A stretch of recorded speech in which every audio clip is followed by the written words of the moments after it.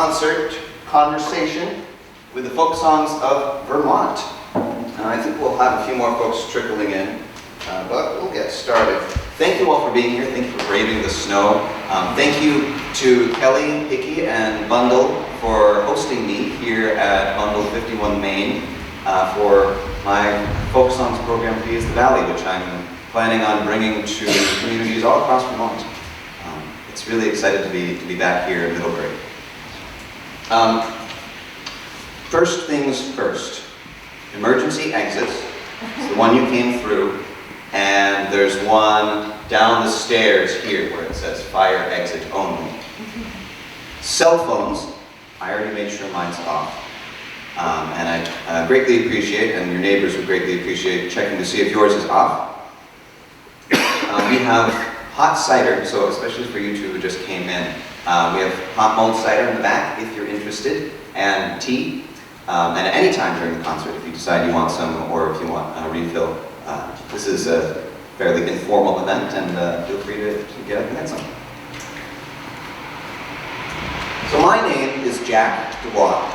I came to Middlebury to study. I came to Middlebury College and graduated in 2016, and I've stuck around since. And I've really enjoyed learning about what it means to be a Vermonter. My first job out of college was working at Project Independence Elder Day Center as a caregiver for a lot of Vermonters, both native and transplanted like me.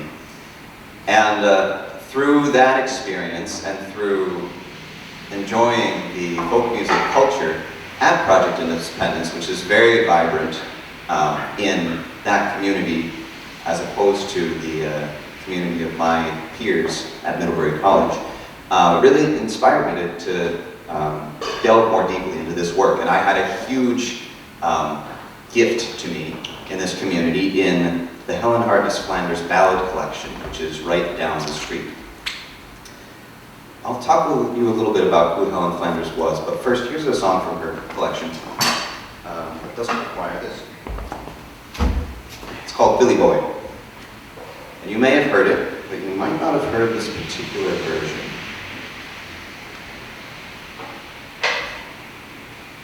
Where have you been, Billy boy, Billy boy? Where have you been, charming Billy? I have been to seek a wife. She's the joy of my life, but she's a young thing and can't leave her mother. Can she bake a loaf of bread, Billy boy, Billy boy? Can she bake a loaf of bread, charming Billy? She can bake a loaf of bread with a ring that's round her head, but she's a young thing and can't leave her mother. Can she make a cherry pie, Billy boy, Billy boy? Can she make a cherry pie, charming Billy? She can make a cherry pie, quick's a cat can wink her eye, but she's a young thing and can't leave her mother. Can she do a fancy hem, Billy boy, Billy boy? Can she do a fancy hem, charming Billy? She can do a fancy hem, eyes a sparkle like a gem, but she's a young thing and can't leave her mother. Can she roast a joint of meat, Billy boy, Billy boy? Can she roast a joint of meat, charming Billy? She can roast a joint of meat with a smile that's kind and sweet, but she's a young thing and can't leave her mother. How tall is she, Billy boy, Billy boy? How tall is she, charming Billy? She is tall as any pine, and as straight's a pumpkin vine, but she's a young thing and can't leave her mother. How old is she, Billy boy, Billy boy? How old is she, charming Billy? She is 9 and 11, 13 and 27, but she's a young thing and can't leave her mother. So that's Billy Boy.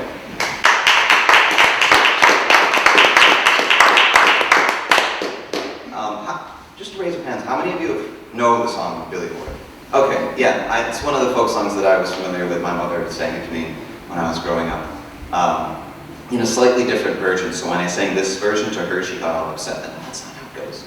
But that is how it went to Josiah Kennison of Bennington, Vermont, in the 1940s. Helen Flanders was, well, she was the wife of a U.S. senator, lived in Vermont, and in 1930, she was a wonderful music lover, and in 1930 she got involved in a project through the state of Vermont to document Vermont heritage in all different aspects. There were about a dozen different people involved in this, seeking out and documenting and ultimately creating a pageant around different aspects of Vermont's heritage and culture and history. And she was assigned Vermont music.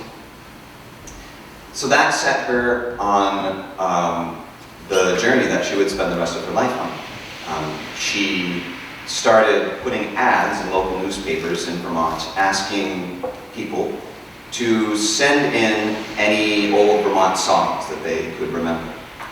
And they started coming in, and she started traveling around the countryside, meeting people and hearing their songs. She got a friend of hers who was music literate to come with her and transcribe some of those songs, and she also started corresponding with a Harvard PhD student who was very interested in folk ballads, especially the child ballads. And Helen Flanders immediately latched onto this idea of these child ballads. And I'll sing one for you and then explain what a child ballad is if you don't know. So here's one. They have nothing necessarily to do with children.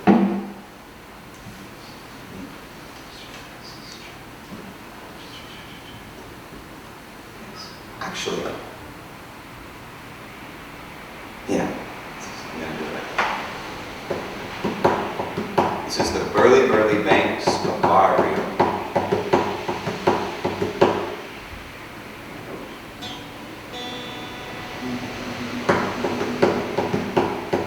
There were three sisters picking flowers, high in the lee and the lonely hope. They scarce had picked but one or two on the burly, burly banks of Barrio.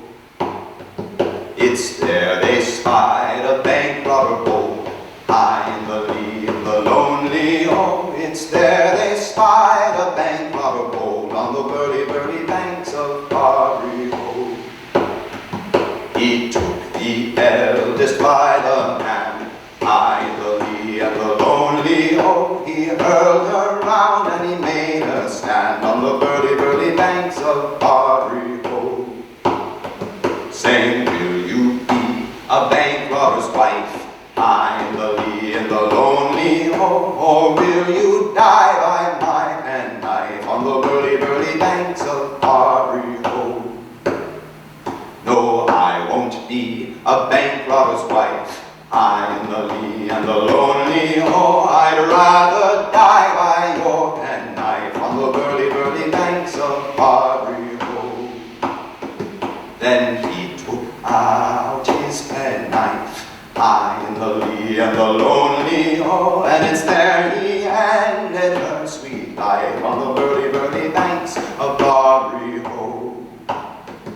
He took the next one by the hand, high in the lee and the lonely oh. He hurled her round and he made her stand on the burly, burly banks of Barrio. Saying, will you be a bank robber's wife, high in the lee and the lonely oh. Or will you die by my penknife on the burly, burly banks of Barrio? Oh, I won't be a bank robber's wife, high in the lee and the lonely oh. I'd rather die by your penknife on the burly, burly banks of Barrio. Then he took out his penknife, high in the lee and the lonely oh. And it's there he ended her sweet life on the burly, burly banks of Barrio.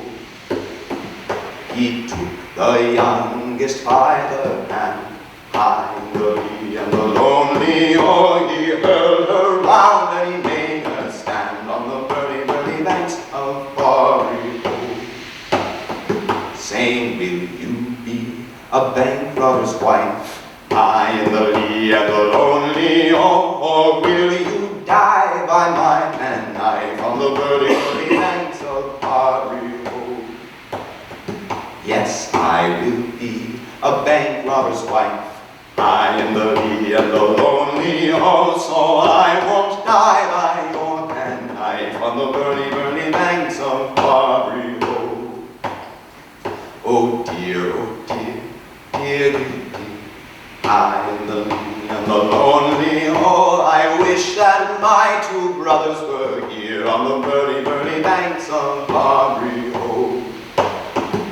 Oh, what would your two brothers do?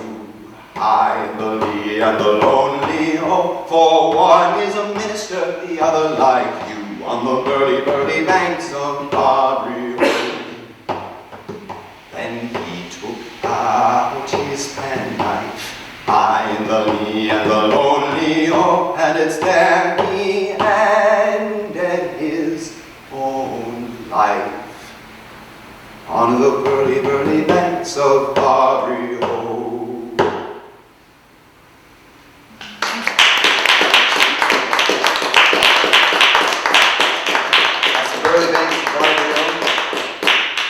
Francis James Child was an American folk scholar in the 1800s who he collected songs in America that had their roots in the old country, in England and Ireland and Scotland, and cataloged them. He cataloged 305 distinct song families, the idea being that there was a root of the family tree in a very old song, maybe many centuries, as much as millennium back in the old country, in the British Isles.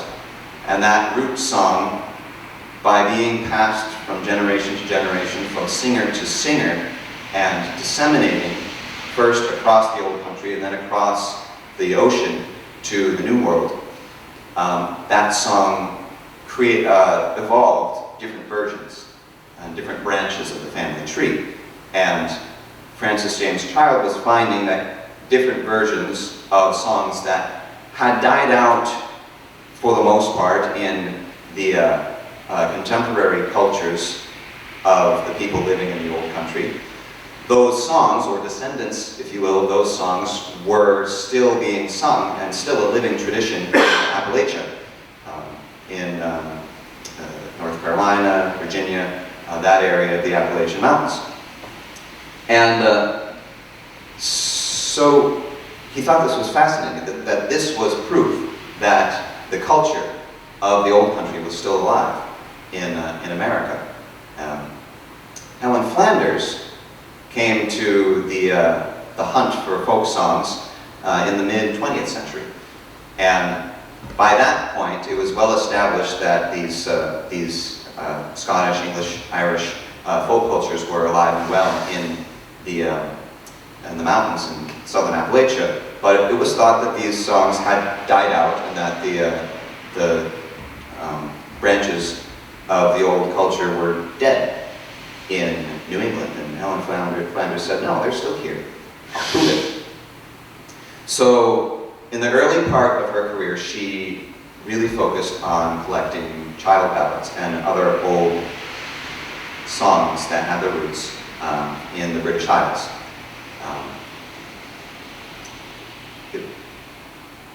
Before I move on, I have a question to pose to you.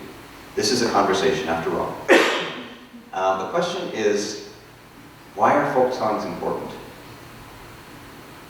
Helen Flanders, at the beginning of her collecting, was convinced that these old child ballads from the British Isles, the fact that they were still being sung here in America was very important, enough so that it was worth documenting at a time when oral folk music culture was dying out because of radio. Why are folk songs important today? Why are you here? Why am I here? I have some ideas. mull that over in your head, and we'll start answering that question after a few more songs. The more immediate question I want you to think about right now is, what is a folk song? Close your eyes. I'll give you 10 or 15 seconds to mull that over. What is a folk song? And then while you continue to mull it over, I'll sing one for you.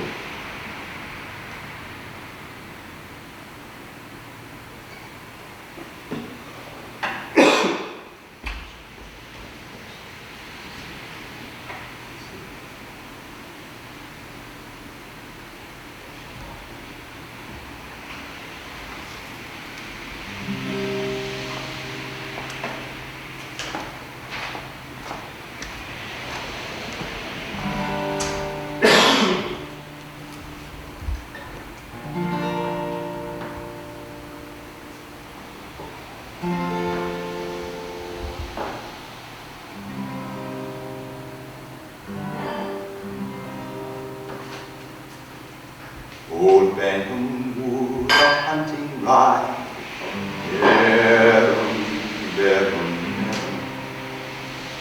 Old Benham Wood, a hunting ride, till he closed. Old Benham Wood, a hunting ride, his sword and pistol at his side, till he closed. He rode down to the riverside, He rode down to the riverside, He rode down to the riverside, and there a pretty maid he spied, till he called. Fair maid, said he, will you marry me?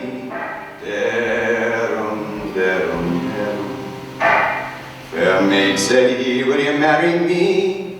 Till fair maid, said he, will you marry me? Oh no, quoth she, for we ne'er agree. Till he there lives a bear in yonder wood. There lives a bear in yonder wood,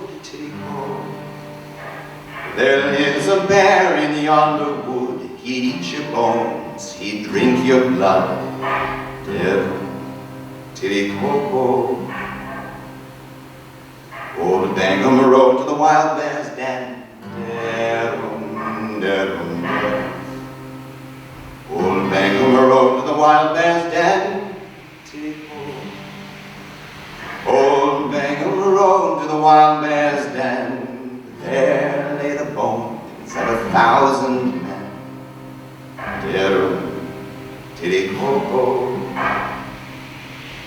Old Bangham and the wild bear fought.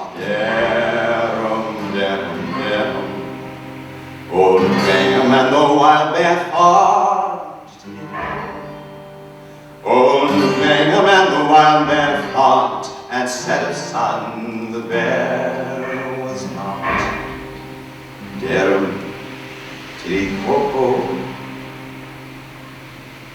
He rode back to the riverside.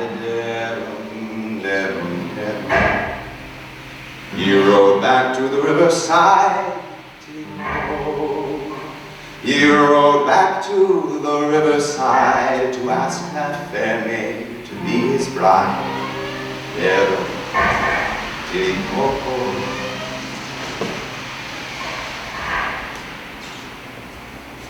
And that's what the song ends. What do you think?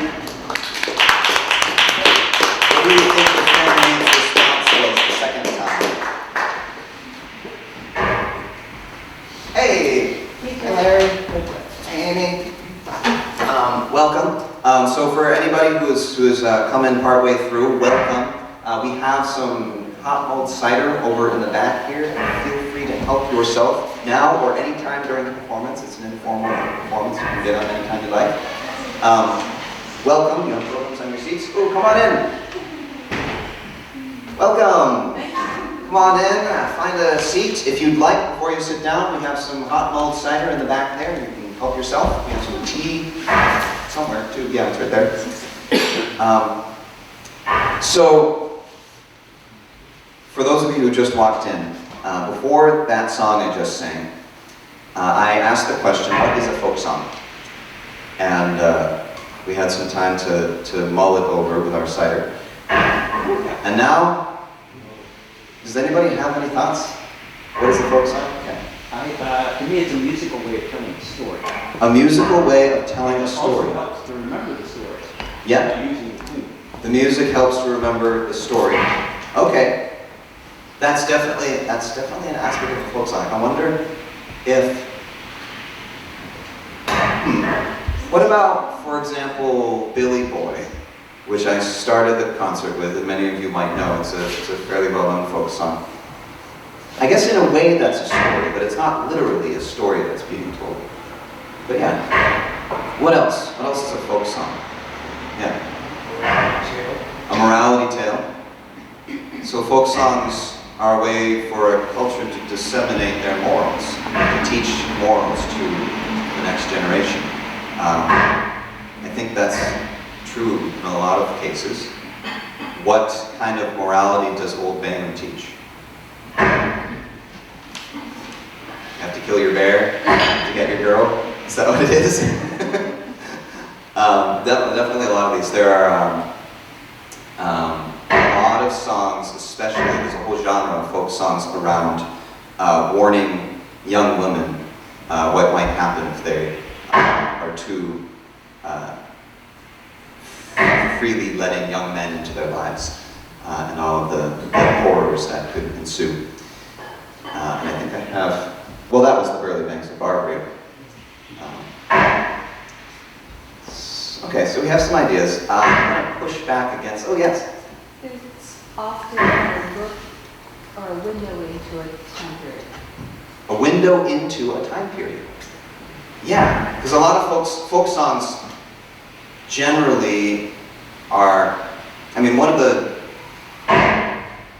when you get into folklore as an academic pursuit, one of the definitions that comes up is a folk song is a song that's so old that nobody knows who wrote it. It doesn't have an author, or nobody knows who the author is at least. And those songs tend to be, like you said, about long ago times, a snapshot of a almost mystical fairy tale kind of setting. And we still sing them today, and I think that's interesting. Here's, That's our boiler. It will settle down. ah, it's the boiler. Oh, okay. I was thinking that was very appropriate for Old Bainham. The wild bear, going into the den of the wild bear and seeing all the bones. So, as Helen Flanders continued with her collecting, especially in the 1940s, she started in 1930 collecting mostly child ballads and old English and Anglo-Celtic songs in New England. In the 1940s, she got more interested in what else she could find. And she was finding, one thing she was finding were songs that were written in the Anglo-Celtic ballad style and tradition, but were homegrown American songs. They were written, they were composed, they were created, I don't know if written is the right word, here in America. And you can tell because of the topics of the songs. And here's one of those. It's called Young Strongbow.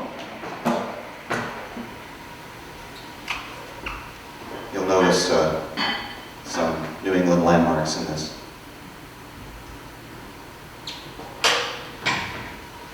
To Dartmouth's scientific hall, in olden times there came a sprightly red boy from the woods, and Strongbow was his name.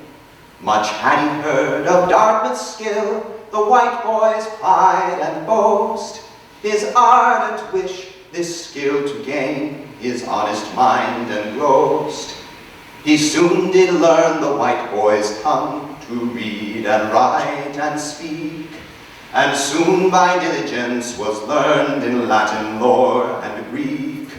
In liberal arts and sciences, with white boy he kept pace, and few there were that ridiculed the color of his face.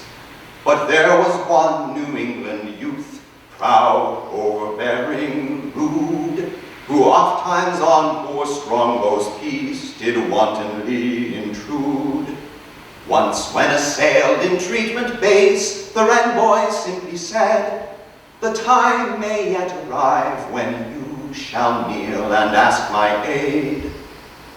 When steady years had rolled around on the rapid wheels of time, the red boy to his nation went, to a far and distant clime. The white boy to his parents went, out near the Atlantic shore, and never thought that he would see his tawny classmate more.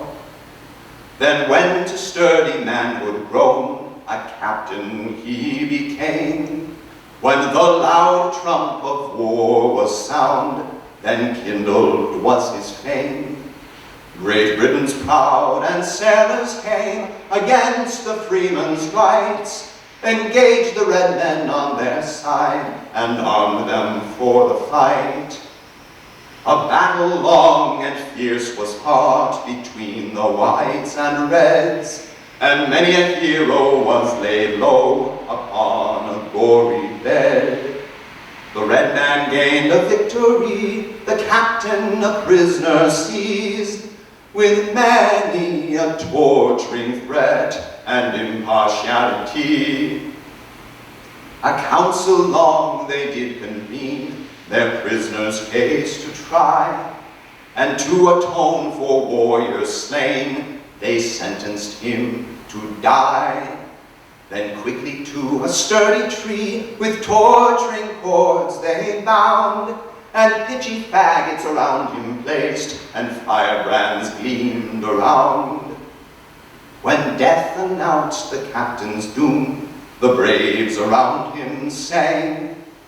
Then suddenly stepped a chieftain forth to the center of the ring. "Do you know me, kind sir?" said he.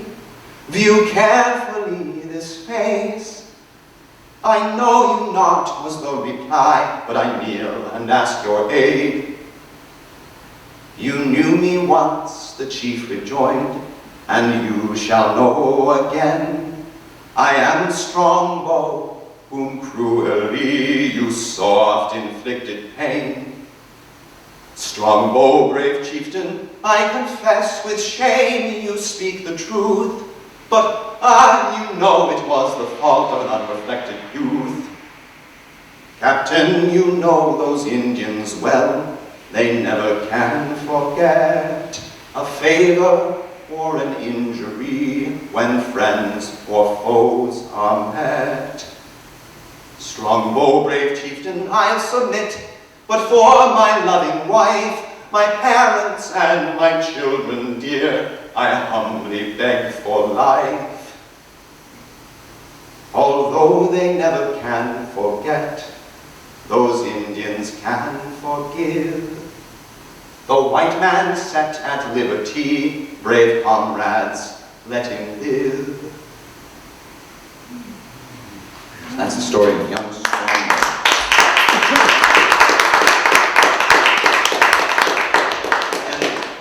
And Flanders wasn't only interested in songs that came about from the Anglo-Celtic diaspora either. Here's a song that I found in her collection called "I Do, Don't You." And the only thing I know about the singer of this song was that she immigrated from Virginia to Vermont and brought some of her Virginia heritage along with her. So this is "I Do, Don't You."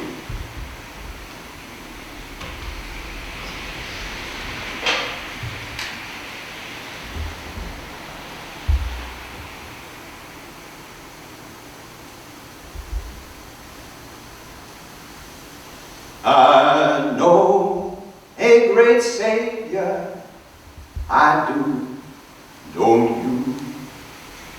I live by his favor. That's too high.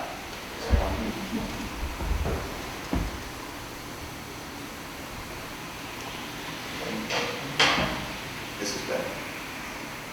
I know a great Savior. I do, don't you? Oh, I live by his favor. I do, don't you? For grace I implore him, I worship before him, I love and adore him. I do, don't you?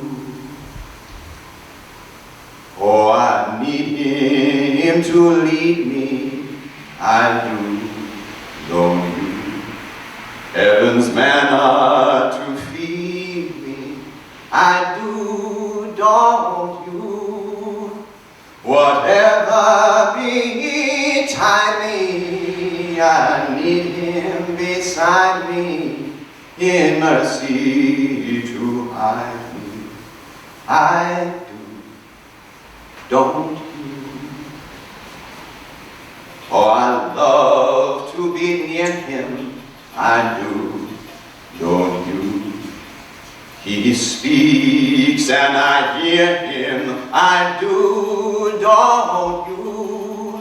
For me he is carrying the cross I am bearing, I love him for sharing, I do, don't you? Oh, I want him to use me, I do, don't you? For service to choose me, I do, don't you? I want him to bless me, own and confess me, completely possess me, I do, don't you?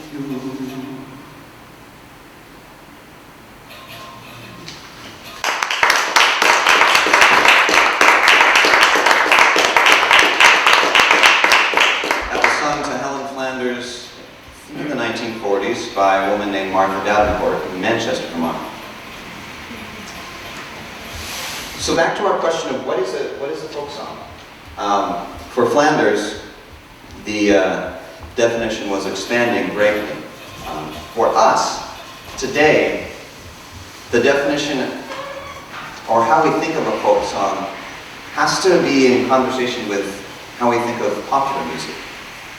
Because we're living in a time when radio and now YouTube and Spotify and what have you are dominating most of our musical lives with all different kinds of music that's competing with the oral traditions, to the point where the oral traditions are, you have to seek them out to find them. They're not a given in our lives today. So what is a folk song as opposed to a popular song? Because a popular song could be telling a story, using the melody to help with memorization. Popular songs often are not necessarily didactic, but they do reflect the morals of the day, for better or worse. So how is the folk song different from that? Looking back at that. Helen Flanders was finding all different cultures in Vermont and in New England, and another one was the French-Canadian music culture. So here's one. This one really interested me because it's in two languages. The singer of the song, Merritt Earl, from Eden, Vermont, in the recording in Flanders' database, describes the song as being in French and Indian. And I know a very little bit of French, and I got a friend of mine to do a transcription and translation of the French in the song, so I know what the French verses are about. But the refrain is, I can only assume in a Native American dialect. And I do not know what language it is, other than that the singer describes it as Indian. And I don't even know if it would be recognizable, if the sounds would be recognizable to a person who speaks this dialect because of its being passed down through singers who don't speak the language. I have a theory that nonsense words like darum, darum, darum to the co in Old Bangham come from dialects that singers get far enough removed from that they don't remember that those are actual words. So this is a song that could at some point become that. It's called Un Petit Sauvage, and I'll share a translation with you after I sing it.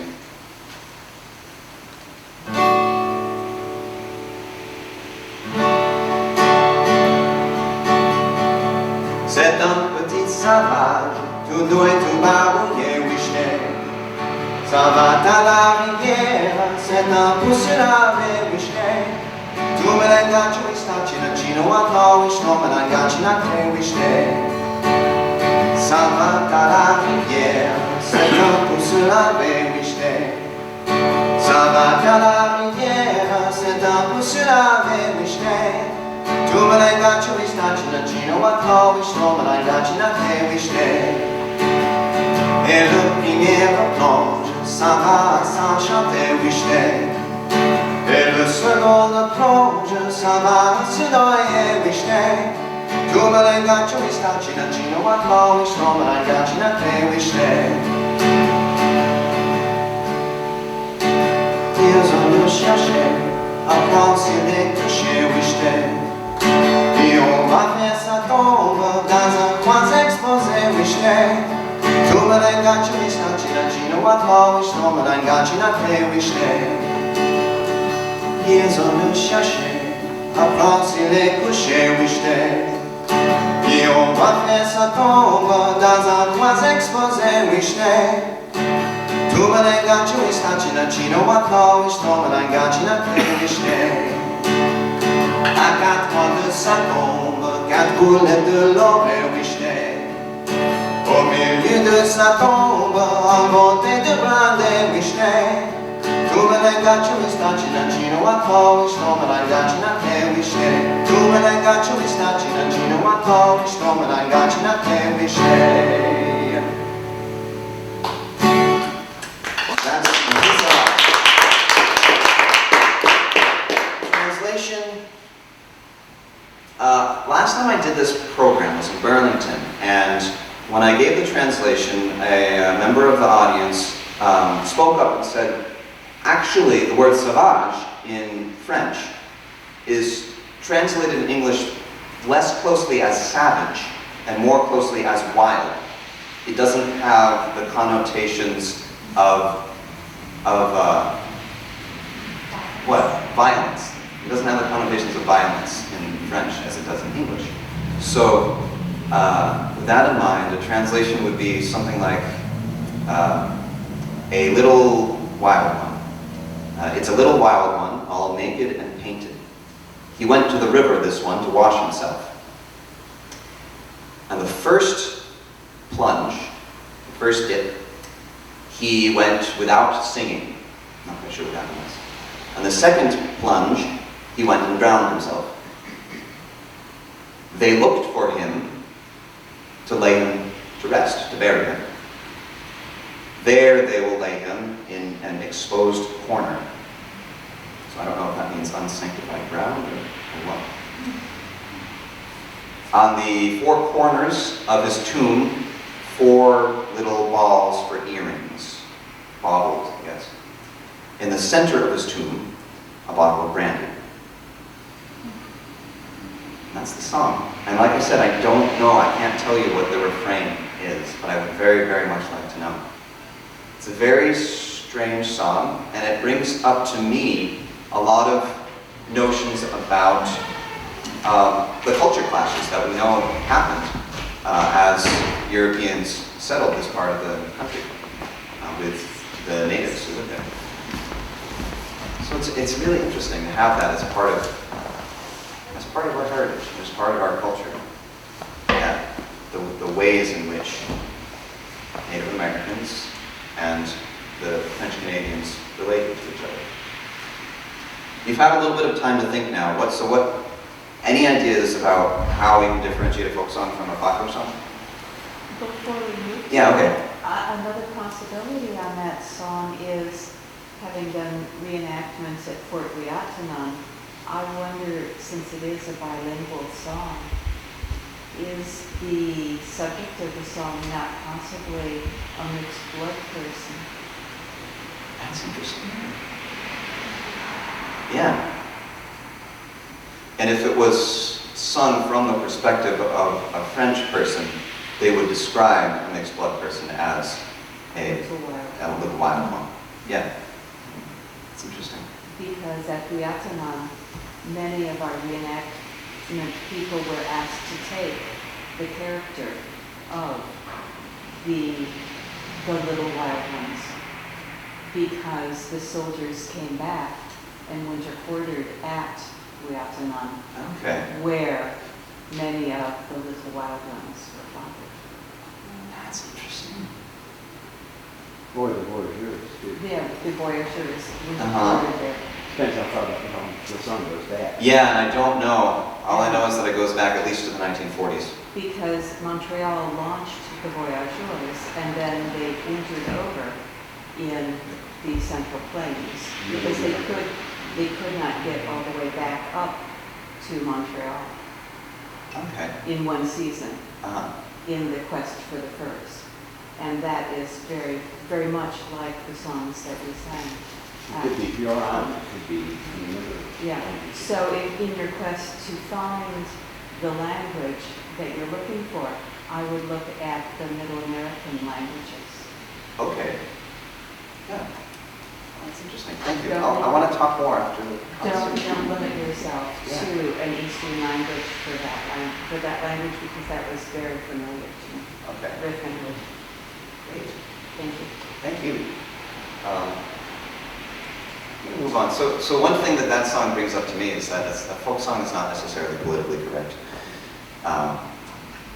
When we're singing about Native Americans putting bottles of brandy on their graves, we're treading territory that often isn't seen as permissible by our contemporary culture. The next couple of songs I have to sing for you are from a genre of folk songs. There are a whole bunch of these. I like to call them scolding wife songs. And I've noticed in my perusals of different folk song collections that there never are any scolding husband songs, only scolding wife songs. And here are two takes on the scolding wife genre that, to me, present different views on the issue. And I think the greater issue that is being explored in the folk song literature over and over again is marriage, and what do you do when there is marital strife. So there are the courting songs, the young men courting the young woman, and it's all lovey-dovey. And then there are the marital strife songs about what happens when you don't choose the right person, or when you don't put the right sort of effort into the relationship. So here's one called Johnny Sands. A man whose name was Johnny Sands did marry Betty Haig, and though she brought him golden lands, she proved a terrible plague. For oh, she was a scolding wife, full of caprice and whim. He swore that he was tired of life, and she was tired of him, and she was tired of him. Said he, then I will drown myself, the river runs below. Said she, pray do you silly elf, I'd wished it long ago. Said he, upon the brink I'll stand, do you run down the hill, and push me in with all your might. Said she, my love, I will. Said she, my love, I will. For fear that I should courage lack, and try to save my life, pray tie my hands behind my back, I will, replied his wife. She tied them fast as you might think, then when securely done, now stand, said she, upon the brink, and I'll prepare to run, and I'll prepare to run. All down the hill his loving wife now ran with all her force to push him in. He stepped aside and she fell in, of course. Now splashing, dashing like a fish, oh save me, Johnny Sands. I can't, my dear, though much I wish, for you have tied my hands, for you have tied my hands, for you have tied my hands. That's one.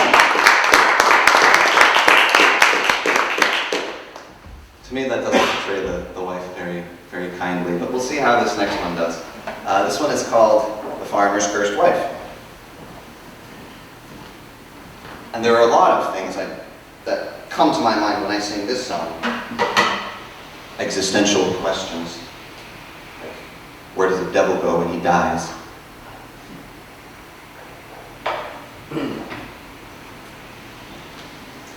That's my...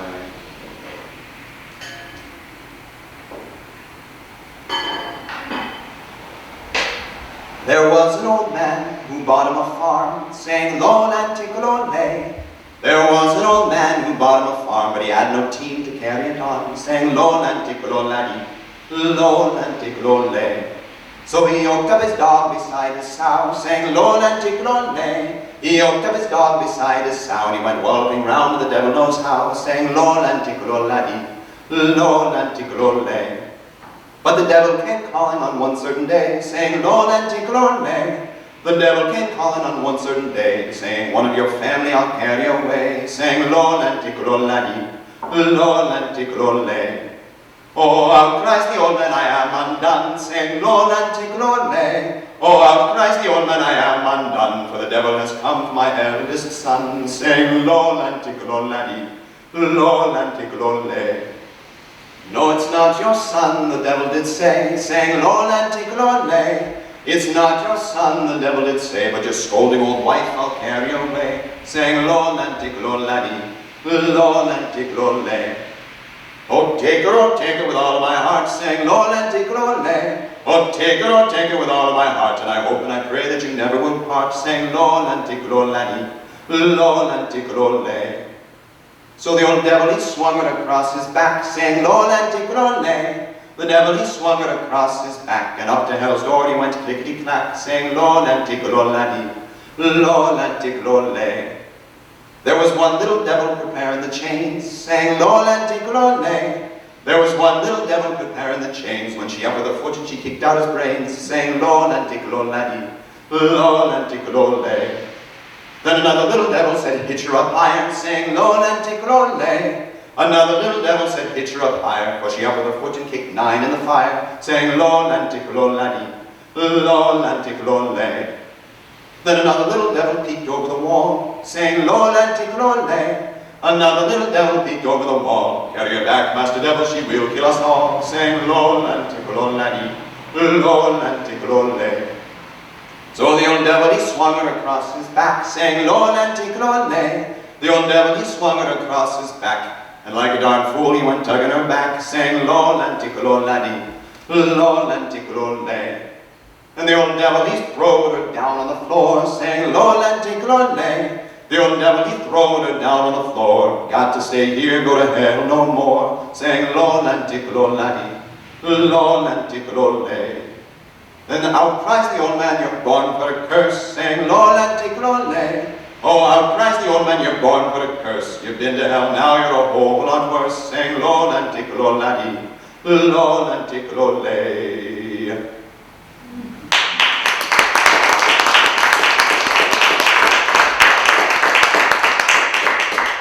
So to me, that's a pretty spunky wife there. But what does happen to a devil when it dies? It's already in hell. I don't know. All right. This next song is the one in my program that, to me, most challenges the notion of folk song, because I'm pretty sure it was a popular song. This is a song, it's called Adam and Eve, and it, from the language and the melody and some of the words in the text, it reminds me of some of the blackface minstrelsy songs that I studied in school. And first of all, it's interesting to me that that culture came up here to Vermont. I think that's something that we Vermonters like to pretend never existed here. But the blackface minstrelsy culture was part of the greater American culture, and Vermont was part of America in the mid-1800s when the song hails from. So it's interesting to me that culture was found, that Helen Flanders found that culture here. It's also interesting to me that this song was presented as a folk song, because it was a popular song. Blackface minstrelsy was the popular music of the mid-1800s. This singer, his name, I listened to a couple different singers of this. There was a man whose name isn't on here, who sang this song and prefaced it on the recording in Flanders recordings that he had learned it from his father, who had learned it as a boy. And I remember doing the math and finding out that that set the song at least as early as the 1860s. It's called Adam and Eve. I'll see what you think about it. I really love the song. It's very, I think it's very relevant to today.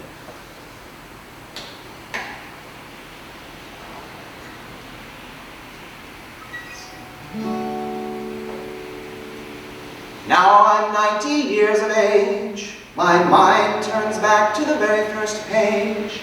Things to me, they look very queer. Something new comes every year. Oh dear me, you can't but grieve for the good old days of Adam and Eve. Oh dear me, you can't but grieve for the good old days of Adam and Eve. Oh dear. When I was young and went to balls, we went with an ox team or no team at all. But now they have a horse and sleigh, 2 or 3 bucks on everything gay. Oh dear me, you can't but grieve for the good old days of Adam and Eve. Oh dear me, you can't but grieve for the good old days of Adam and Eve. Oh dear. They have iron horses, puff and blow. They make great noises when they go. If you want to go anywhere, I declare, hop on a rail car, you're right there. Oh dear me, you can't but grieve for the good old days of Adam and Eve. Oh dear me, you can't but grieve for the good old days of Adam and Eve. Oh dear. Oh dear me, the world's on fire. News goes around on the telegraph wires. Lordy massey, what do you think? The news goes to Mexico quicker than a wink. Oh dear me, you can't but grieve for the good old days of Adam and Eve. Oh dear me, you can't but grieve for the good old days of Adam and Eve. Oh dear. When I was young, I heard people say they hatched out chickens their own natural way. But now they hatch them out all by steam. If one should bust to break their machine, oh dear me, you can't but grieve for the good old days of Adam and Eve. Oh dear me, you can't but grieve for the good old days of Adam and Eve. Oh dear.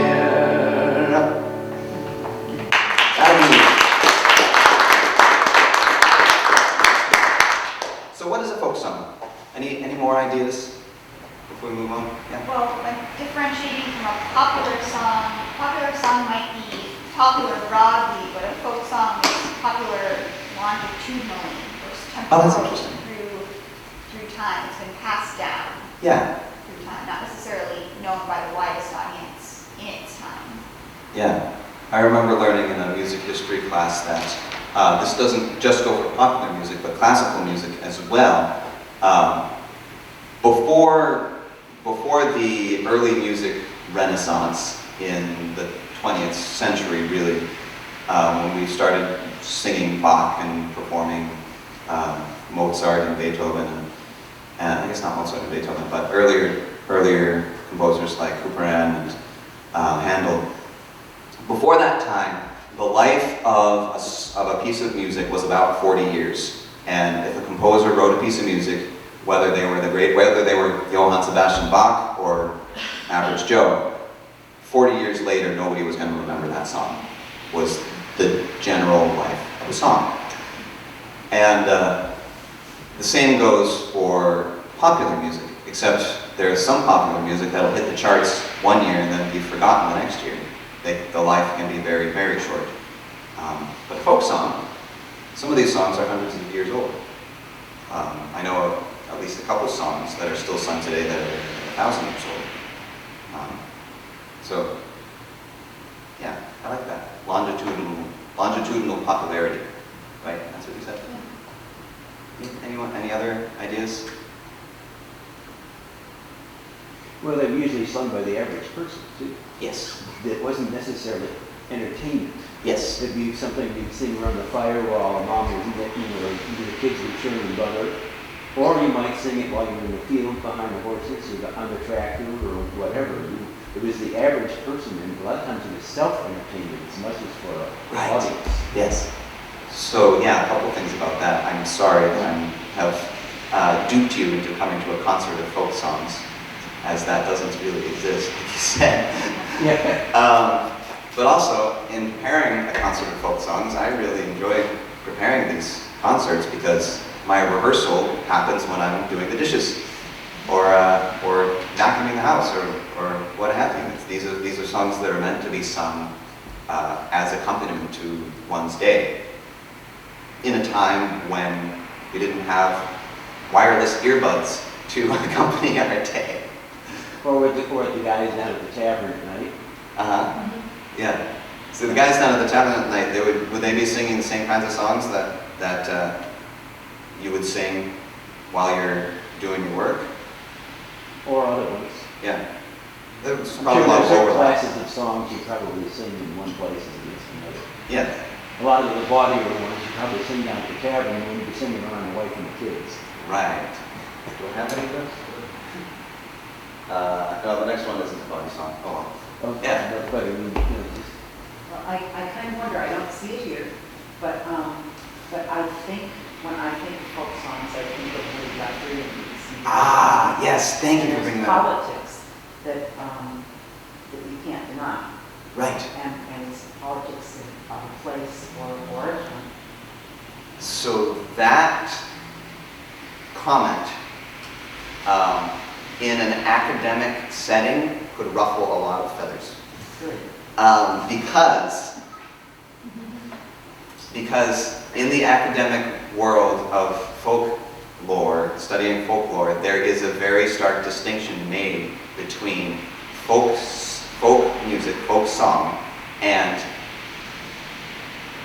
popular song written in a folk style as part of the folk revival of the 20th century. Now you and I call that music folk music, and I think it is. As far as I'm concerned, Woody Guthrie's music is folk music. Oh, because maybe not you and I, but people brought that up, they brought it along, just Yeah. like the songs we're talking about. Yeah, and Pete Seeger, and there are songs that Woody Guthrie and Pete Seeger wrote. Breaking the Rule of a Folk Song is a song that's so old nobody knows who wrote it.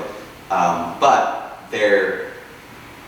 they first of all initially were written in folk idiom, written for people to sing and accompany their lives with, like you were talking about. That was the purpose of them, in addition to having folk concerts. But now we're a generation away, and those songs are still being sung by a new generation. Yeah. So it's showing the kind of the beginning of the folk process, which I think is what Adam and Eve is a song that's further along in the folk process, but it still had its roots as a popular song written by a composer. Well, it's parallel to the oral traditions in literature because you have the stories collected by the Grimm brothers Or Hans Christian versus Andersen. those written by Anderson. Anderson. Yeah. So it's the authored tale versus Yeah. the oral collected. Right. So it's the same, and you know, you can fight the literature department, you can fight the music department, it's all the same argument. Yeah, yeah, it is. It is, and it's drawing a line between the two always seems a bit arbitrary, you know. It You is. have, yeah. It's artificial. I'm sure there's some older songs that you've probably come into that are political. In What was some that? ways. Some of your older songs are probably also political. Oh, yeah, oh, definitely.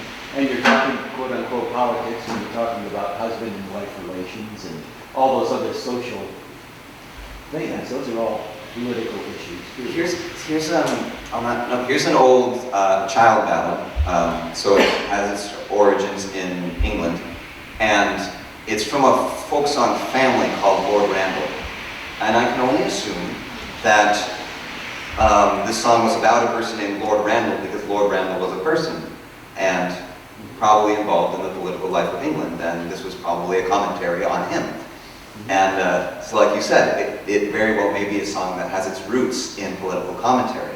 But now it's completely removed from that. They even have changed the name of the protagonist of the song to Jimmy Nelson.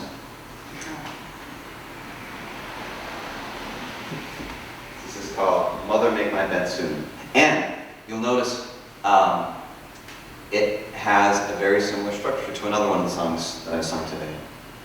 Actually, some of you might not have heard it. It was the very first song, Billy Boy. So listen to that.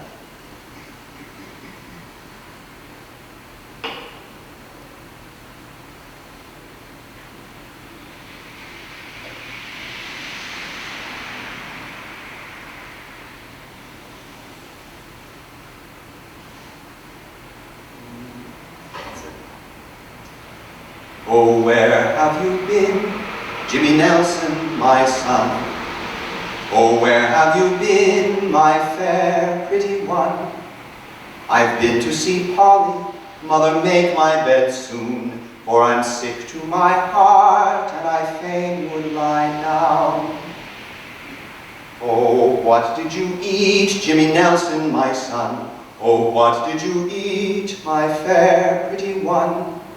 An eel, mother, make my bed soon, for I'm sick to my heart, and I fain would lie down. Oh, how did she catch it, Jimmy Nelson, my son? Oh, how did she catch it, my fair, pretty one? With the tongs, mother, make my bed soon, for I'm sick to my heart, and I fain would lie down. Oh, what will you give to your mother, Jimmy Nelson, my son? Oh, what will you give to your mother, my fair, pretty one? My bed and my bedding, mother, make my bed soon, for I'm sick to my heart, and I fain would lie down.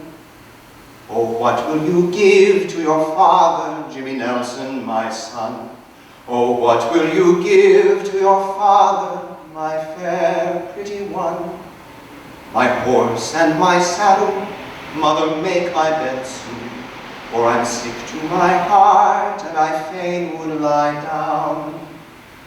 Oh, what will you give to your brother, Jimmy Nelson, my son?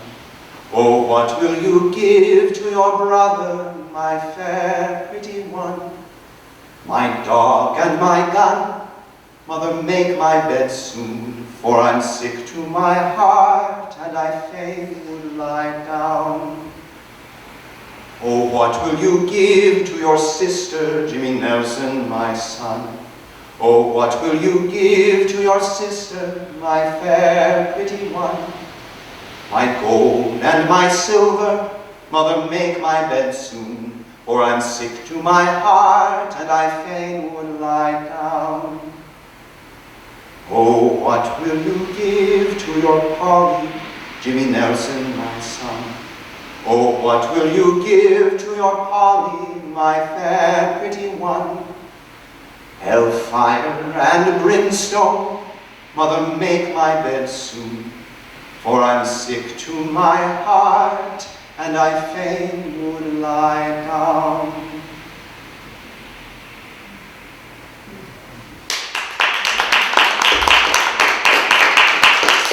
Very different song, very good, but it's the same structure with the mother-son conversation and involving the true love in different ways. So Jack, do you know when they changed the name from the Lord's Brothers?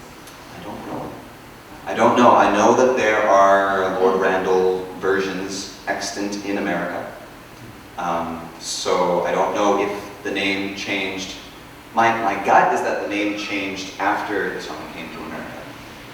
But I don't know that for sure. I don't know if it's... I should look into that to see if the Jimmy Nelsons are clustered in New England, or if there are Jimmy Nelson versions in Southern Appalachia. I'm not sure about that. Got a couple songs for you. We have time. We have lots of time. So I want to come back to the first question I asked you. Why are folk songs important for us to sing?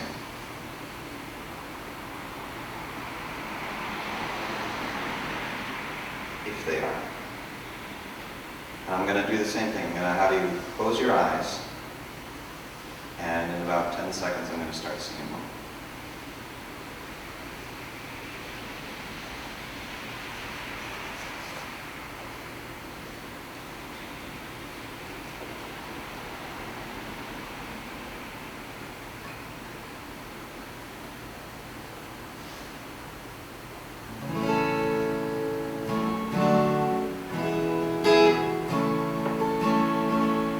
As I was walking for pleasure one day, in sweet recreation to while time away, as I sat amusing myself on the grass, who should I spy but an Indian lass?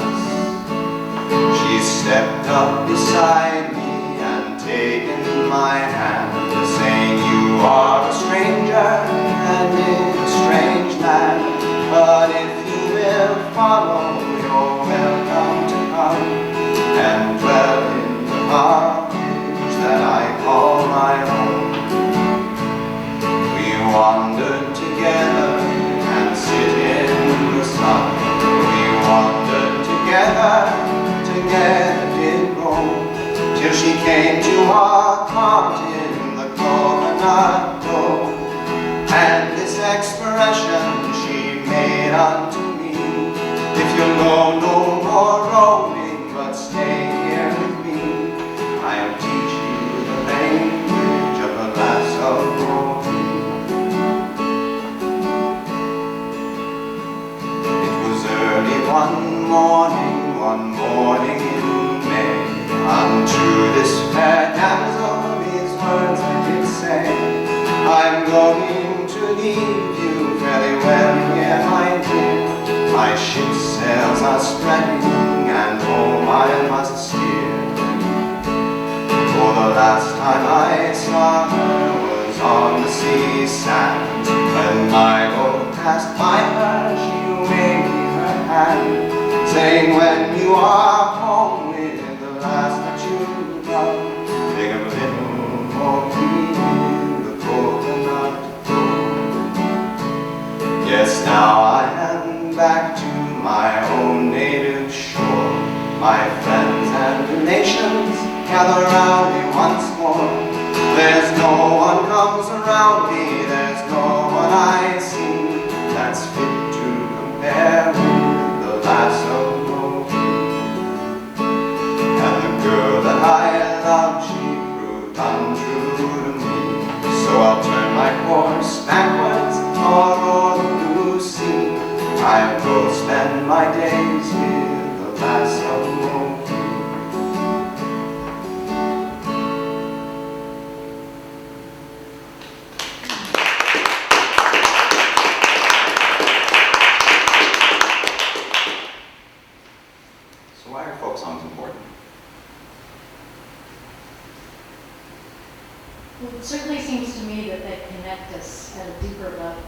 than things that we would consider perhaps more popular or more surface-oriented. I mean, just keeping my eyes closed during that one was just so moving inside. There's just something about that repetition of the melody, of the chords, and the harmonies, which, you know, this is powerful, certainly moving at a deeper level than just words. Yeah. And so in terms of what connects us as humans to the past, I would just put folk songs in one of those things that has stood the test of time, that we should embrace more, that we should be open to, and that we should pass on. I think that brings up a lot of notions that have been running through my head about how folk songs, the folk song process is like a sieve, and the good songs remain and the bad songs get sifted out over the years, so that it's only the songs that singers deem worthy of singing that make it on to the next generation.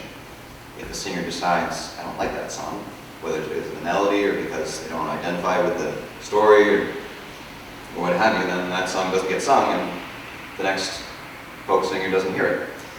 Dies out right there.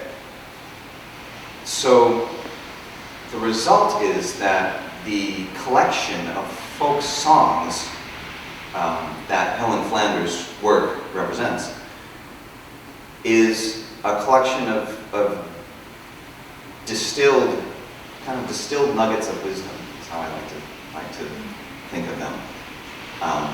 That these are stories and tunes and ideas that have been chosen, have been selected over and over again.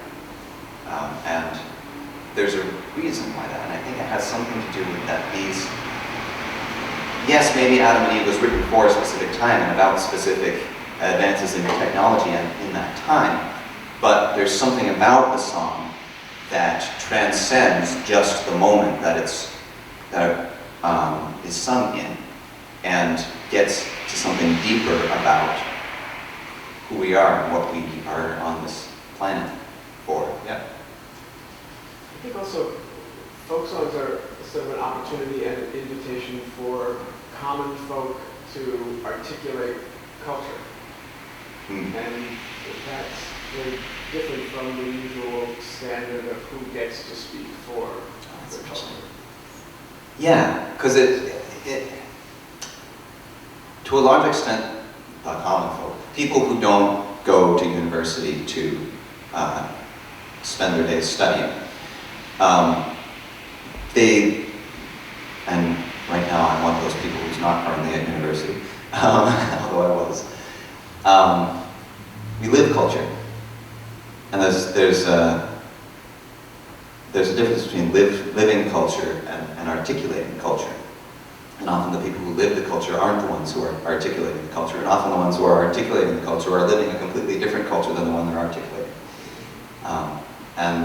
And folk song is, like you said, it's an opportunity for people, anybody who wants to join in the tradition, to have a voice in what our culture is, and what values should make it to the next generation, what ones should get thrown out. That's interesting. Well, you're also free to change the words. This is very true. So many melodies Yes. are reused or just slightly altered over and over, because they're very simple, they're easy to remember. The melodies are, and you can make the words what you wish them to be. Exactly. Yeah. And the other thing is that they're also made to be shared, like we're doing right here, and sung together. Not, maybe in harmony, maybe in not. And it doesn't matter. And it doesn't matter if the singers have a voice in terms of a good solid singing voice. They're a human thing and a human communication between people. That's one of the. And to me, that is so much different than the music of the 20th century. Oh yeah. 99% of the music of the 20th century is made to listen to. Right. I mean, I'm not going to stand up there and sing a Beyonce song. Number one, I couldn't remember the words, let alone the tune. So all these folk songs are things that are repeated over and over again. Mom passes it on to son, dad passes it on to his grandson. And grandson says, well, hey, that's a great melody, but he gets old and comes into a situation and he changes the words, or he alters the tune. Right. And it grows in so many organic ways. Yeah. Yeah, I think the advent of the recording industry has completely changed the way we think about music. If I were to go back to university and be able to study this, that's one thing I'd love to study, is the difference between how people thought of music neurally. I don't know how we would study it, but how people thought of music before Thomas Edison, and how we think of music now, when most of the music we listen to has been pre-created. And purified. Purified, yeah. There's no mistakes, there's no missed notes, there's no out of tune. It's all very... And musicians, and making the music has become, we leave that to the professionals. We leave that to the people who have the music degrees. And everybody else just listens. Whereas it used to be, if you wanted music in your life, you had to make it.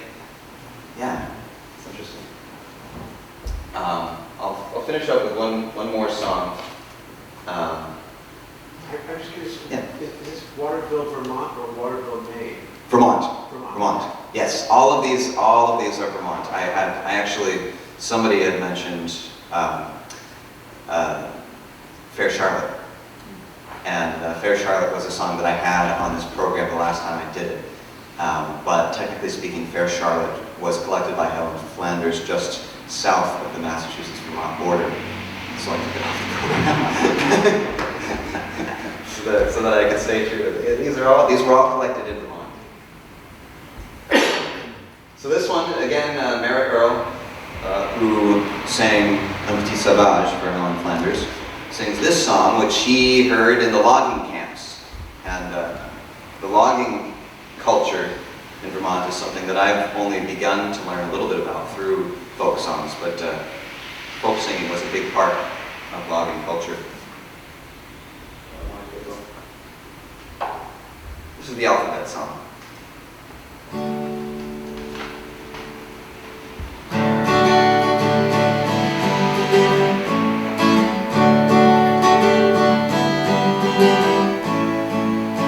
A is for axes, you all well know.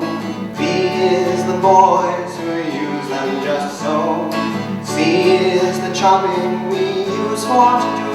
And D is the danger so often go through. Hi-deary-o, deary-hi-deary-o. Now give shanty boys grog and there's nothing goes wrong. E is the echo in the woods it does ring. F is the foreman who headed our game. G is the grindstone that merrily goes around. And H is the handle so smoothly worn down. And it's merry, so merry, so merry are we. There's no mortal on earth that's so happy as we. I-deary-lo, deary-hi-deary-ho. Down in shanty boys grog and there's nothing goes wrong. Where am I? J. I is the iron we mark our pine. J is for Joe who near left behind. K is the keyed edges on our axes beneath. And L is the lights on our backs they do green. And it's merry, so merry, so merry are we. There's no mortal on earth that's so happy as we. M is the logs we crawl our camp. N is the needle that mended our pants. O is the owl that hoots in the night. And P is the pine we always felt right. Q are the quarrels we did not allow. R is for Roger, the roads he did plow. S is the sled, so stout and so strong. And T is the team all along. I deary-lo, deary-hi, deary-ho. Now if shanty boys grog and there's nothing goes wrong, use the utensils we use for to use. B is the valley we swamped our roads through. W the woods we left in the spring. And now you have heard all I'm going to sing. I deary-lo, deary-hi, deary-ho. Now if shanty boys grog and there's nothing goes wrong. Now there are 3 letters that don't come in rhyme.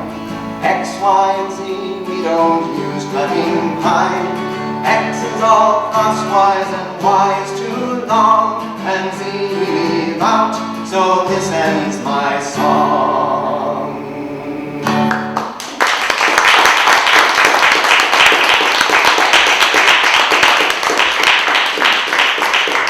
Thank you all for coming, braving the winter weather today.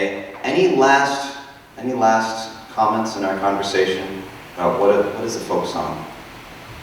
Yeah, I have a Yes. question for you. Oh yes. What do you see folk music, folk songs looking like in 100 years? What do I see it looking like? To be honest, I don't see them changing all that much. I think the landscape of music, of popular music, of classical music, is going to change drastically. But I think there are always going to be people who want to sing songs like this. The instrument might change. I'm using a guitar for a lot of these songs, whereas 99% of the ballads that Helen Flanders collected were unaccompanied. But in 100 years, a lot of these songs will still be sung. A few of them, I'm sure, will have gone by the wayside. And maybe one thing that will change is our ability to delve back into the past and resurrect songs, like I've been doing. So that's exciting. Similar to the way that Johann Sebastian Bach's amazing music died out of the public consciousness and then was resurrected at a time when there were resources to study early music. So I'm thinking there isn't going to be a whole lot of change in the folk songs. And more may be added. There might be more Pete Seegers and more Woody Guthrie's writing songs about the present day that then get added into the repertoire. But the purpose of the folk song is still going to stay the same. It's going to need to be a song that the amateur can sing and play. It's going to need to have simple chords. It's going to need to, I think it's going to need to continue to be acoustic, as opposed to people singing folk songs and accompanying themselves on their iPads. I see that happening in popular music, and I see that happening in popular culture, but in folk culture, maybe I'm wrong, but I don't see it. What about you all? Well, the folk songs are like you say, pretty much strictly vocal. Uh-huh. They didn't require any instrumentation. Right. All you needed was your voice. That's another thing about folk songs. We add instruments to them, but the average person out plowing the field or the lady at the sink washing her dishes, there was no accompaniment. Exactly. They just Yeah. broke into song. And then used their voices. That's all they used. That's no instrument. And I do think we will, as a culture, we will move forward out of this obsession with piped-in music that we are in. I think we are still in a place in our culture where the ability to listen to music, high quality, piped in from speakers, from devices, is still enough of a novelty that it is obliterating all other opportunities for experiencing music in our lives. But I think that will die down, and I think what is left will be the continuing strain of folk music culture, of creating music live with our own voices and our own bodies. One can hope. That's right, that's what, let's hope. All right, well, thank you all for joining me. We need to probably start moving out of the space. It's 1:30 now, but feel free to have another cup of cider if you'd like. I think I am going to. And I also have a plug for next month, right here in this space, on Saturday the 21st at 4 o'clock. I'm giving a performance of an epic poem that I have written for the season of Epiphany, but more largely for the season of light, and the time of the year when we need the most light. December 21st is solstice, and so I'm really excited to be offering a solstice performance of the Western Star right here at Bundle 51 Main. Assuming we're still at 51 Main. Yeah, and that's 4 o'clock. And that's at 4 o'clock, yeah. There are some CDs over here. They make great stocking stuffers. Feel free to take them. Feel free to make a donation if the spirit moves you. And also there are sign-up sheets for bundles, email list, and also my own personal, I send out monthly email blasts with information about my performances that you're welcome to sign up for if you'd like. So thank you all again very much.